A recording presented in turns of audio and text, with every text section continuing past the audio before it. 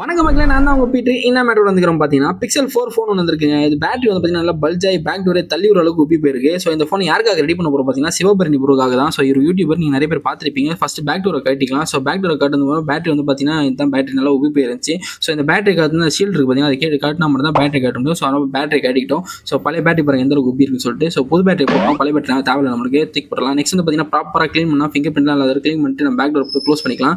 So பக்காவாக க்ளீனாக வந்து எல்லாத்தையும் முடிச்சாச்சு. ஸோ ஃபினிஷிங் எப்படி இருக்கு நீங்களே பாருங்க. ஸோ இது மட்டும் இல்லாமல் நம்ம சிவபரணி ப்ரோ நமக்கு ரிவ்யூ கொடுத்துருக்காரு. ஸோ நீங்கள் மறக்காம அதையும் பாருங்க. பிக்சல்ல எவ்வளவோ டிவைஸ் யூஸ் பண்ணியிருந்தாலும் Pixel 4 வந்து ஒரு ஃபேவரட் டிவைஸ் அப்படின்னு சொல்லலாம். பட் இந்த டிவைஸ்ல பாத்தீங்கன்னா ஒரு இஷ்யூ இருக்குங்க. Pixel 4 as well as 4XL என்னன்னு பாத்தீங்கன்னா பேட்டரி வந்து கொஞ்சம் ஏஜ் ஆகும். அதாவது எப்படின்னா பல்ஜ் இஷ்யூ நீங்க அதை எக்ஸ்பீரியன்ஸ் பண்ணலாம். 2ல இருந்து 3 வருஷம் பழைய டிவைசஸ்ல நீங்க எக்ஸ்பீரியன்ஸ் பண்ணலாம். ஸோ எனக்கு அந்த இஷ்யூ வந்தது. ஸோ பீட்டர் ப்ரோட்ட தான் கொடுத்திருந்தேன், யூஎஸ் போன் ஸ்டோர் அவங்க கிட்ட தான் கொடுத்திருந்தேன். அவங்க ரெடி பண்ணி கொடுத்தாங்க. ஸோ பினிஷிங் பக்கவா இருக்கு அண்ட் இது வரைக்கும் எந்த இஷ்யூஸும் இல்ல. ஒரு வாரமா யூஸ் பண்ணிட்டு இருக்கேன். சூப்பரா இருக்கு.